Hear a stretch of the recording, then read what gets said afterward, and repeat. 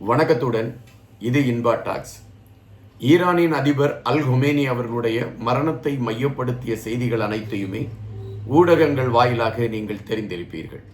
அந்த மரணம் எப்படி நடந்தது, அவர் எங்கு தங்கியிருந்தார், அவர் நினைத்து பார்க்காத அந்த சூழலில் அவர் எப்படி மரணத்தை தழுவக்கூடிய ஒரு நிலைப்பாடு ஏற்பட்டது போன்றவற்றை மையப்படுத்திய செய்திகள் எல்லாம் உங்களுக்கு ஊடகங்கள் வாயிலாக தெரிவதற்கான ஒரு களமாக இருக்கிறது.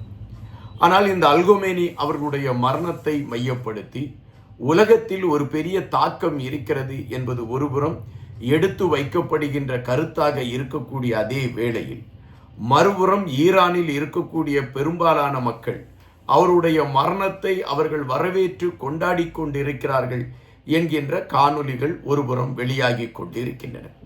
அவர்கள் தங்களுடைய கையிலே ஈரானுடைய கொடியை பிடித்து கொண்டு வீதிகளில் மக்கள் திரண்டு நின்று அந்த அல் ஹொமேனி அவர்களுடைய மரணத்தை கொண்டாடி தீர்க்கக்கூடிய காணொலிகளை நம்மால் பார்க்க முடிகின்றது.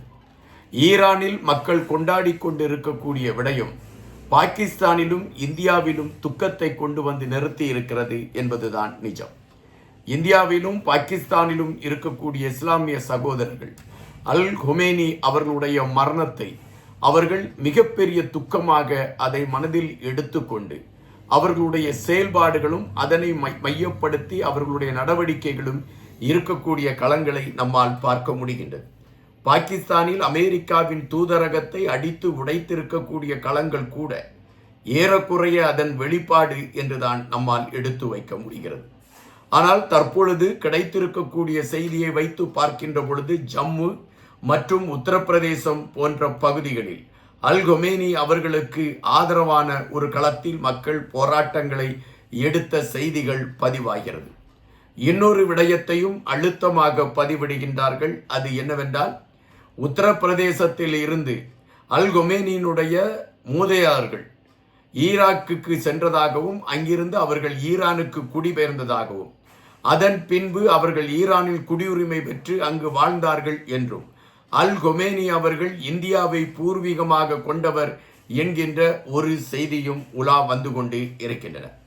இந்த சூழலில்தான் அல் ஹொமேனியினுடைய மரணத்தை தமிழர் தாயகத்தை சார்ந்த தமிழர்கள் எப்படி எடுத்திருக்கிறார்கள்?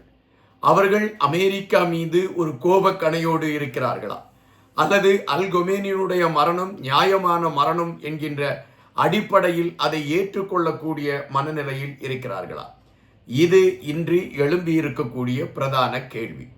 இந்த காணொலியில் அது சார்ந்த சில விடயங்களை குறித்து தேடி பேசுவதுதான் சிறப்பு சேர்க்கும் என்று நினைக்கின்றேன். எனவே அது சார்ந்த தகவல்களை தேடி உங்களோடு எடுத்து வைக்கலாம் என்று நான் நினைக்கின்றேன். அல் ஹொமேனி அவர்கள் மரணத்தை தழுவிவிட்டார் என்கின்ற செய்தி வந்த பொழுது அதை அமெரிக்கா எடுத்து வைத்த பொழுது ஈரான் மறுத்திருந்தது. ஆனால் அதன் பின்பு ஈரானின் அதிகாரப்பூர்வமான அரசின் அதிகாரப்பூர்வமான தொலைக்காட்சி அந்த விடயத்தை உறுதிப்படுத்தியது. அப்படி என்றால் அல் ஹொமேனி அவர்கள் மரணத்தை தழுவிவிட்டார் என்கின்ற விடயம் உறுதிப்படுத்தப்பட்டது. ஆனால் இந்த மரணம் பல நாடுகளில் பெரும் பாதிப்பை ஏற்படுத்தியது என்பது மறுப்பதற்கு இல்லாத செய்தி. ஆனால் இலங்கையில் தமிழர் வாழ்கின்ற பகுதிகளில் அல்லது புலம்பெயர்ந்து இருக்கக்கூடிய தமிழர்கள் மத்தியில் அல் ஹொமேனியினுடைய மரணம் துக்கத்தை ஏற்படுத்தவில்லை, பெரும் மகிழ்ச்சியைத்தான் ஏற்படுத்தி இருக்கிறது என்கின்ற செய்திகள் நமக்கு கிடைத்தன. அந்த செய்திகளை மையப்படுத்தி பார்க்கின்ற பொழுது 2009 ஆண்டு தமிழர்களுக்கு எதிராக இலங்கை நடத்திய அந்த அழிவுக்கு, அதாவது இலங்கை துணிந்து நடத்திய அழிப்பிற்கு துணை நின்ற நாடுகளில் ஈரான் முதன்மையான நாடு என்கின்ற குற்றச்சாட்டு பரவலாகவே எடுத்து வைக்கப்படுகின்றது. ஈரான் கொடுத்து உதவிய இராணுவ தளவாடங்கள், அதுபோல ஈரானால் கொடுத்து உதவப்பட்ட அந்த போர் தந்திரங்கள், இவைகளையெல்லாம் கையில் எடுத்து கொண்டுதான் இலங்கை தமிழர்கள் மீது தாக்குதலை நடத்தி சுமார் 1.5 லட்சம் தமிழர்கள் மரணத்தை தழுவுவதற்கான களத்திற்கு அச்சாரம் விட்டது என்கின்ற ஒரு அழுத்தமான வலியான ஒரு பதிவு இருக்கிறது.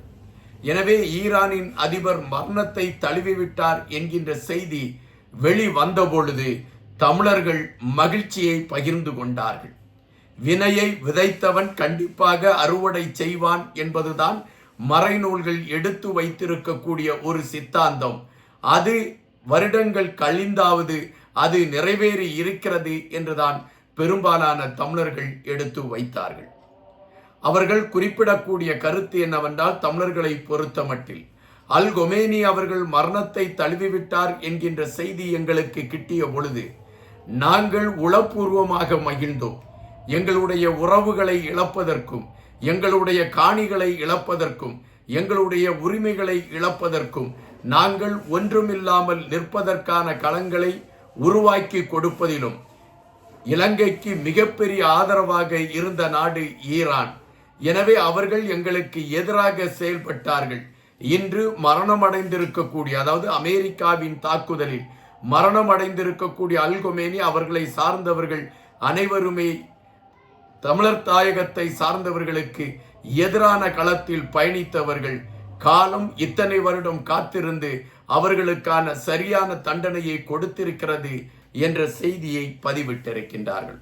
அதுபோல சமூக வலைதளங்கள், ஊடகங்களில் அல் கொமேனியின் மரணமும் அவரை சார்ந்தவர்களுடைய மரணத்தையும் மையப்படுத்தி தமிழர்கள் வெளியிட்டிருக்கக்கூடிய அந்த ஹேஷ்டாக் இப்பொழுது பரபரப்பாக வைரலாகி கொண்டிருக்கக்கூடிய ஒரு களத்தை பார்க்கின்ற பொழுது, ஈரானின் அதிபராக இருந்த அல் கொமேனி அவர்கள் தமிழர்கள் விடயத்தில் மிகப்பெரிய ஒரு கொடூரத்தை செய்திருக்கிறார் என்கின்ற விடயங்கள் தான் பதிவாகி இருக்கின்றன. தற்பொழுது அமெரிக்காவை மையப்படுத்தி நடந்து கொண்டிருக்கக்கூடிய போர், ஈரானுக்கும் அமெரிக்காவுக்கும் நடைபெற்று கொண்டிருக்கக்கூடிய இந்த போரில் இஸ்ரேல் தன் பங்குக்கு அது செயல்படுத்தி கொண்டிருக்கக்கூடிய தாக்குதல்கள், இவைகளை மையப்படுத்திய செய்திகள் இன்று ஊடகங்களில் பிரதான ஒரு இடத்தை பிடித்தால் கூட, இஸ்ரேல் வென்றுவிட வேண்டும், அமெரிக்கா ஈரானை அடக்கிவிட வேண்டும் என்கின்ற ஒரு தாகமும் ஈடுபாடும் தான் தமிழர்கள் மனதிலே நிலநாடிக் கொண்டிருக்கிறது என்பதாகத்தான் நாம் கிடைத்திருக்கக்கூடிய இந்த தகவல் மூலம் அறிய முடிகின்றது. தமிழர்கள் என்கின்ற பொழுது அவர்களை மிக இலகுவாக கணக்கிட்டு அவர்களை எப்படியாவது அழித்துவிட வேண்டும் என்கின்ற நிலைப்பாட்டில் இலங்கை பல நாடுகளிடம் உதவி கேட்ட பொழுது அதற்கு எவ்வித மறுப்பும் சொல்லாமல் தமிழர்கள் அழிக்கப்பட வேண்டியவர்கள் என்கின்ற நிலைப்பாட்டில் மிகப்பெரிய ஆயுதங்களை வாரி வழங்கி தமிழர்களை அழிப்பதற்கான களத்தை எடுத்த இந்த கூட்டங்கள் அழிந்துதான் போக வேண்டும் என்கின்ற நிலைப்பாடுதான் இப்பொழுது தமிழர்கள் மத்தியிலே எழும்பி இருக்கின்றன. எனவே அல் கொமேனி அவர்களுடைய மரணம் ஈரானில் ஏற்படுத்தாத தாக்கத்தை பிற நாடுகள் கையில் எடுத்துக்கொண்டால் கூட தமிழர் தாயகத்தை பொறுத்தமட்டில் அவருடைய மரணம் இறை அவருக்கு கொடுத்த தண்டனை என்கின்ற கணக்கீட்டில் பார்க்கிறார்கள் என்பதுதான் நிஜம். நன்றியுடன் இன்பா.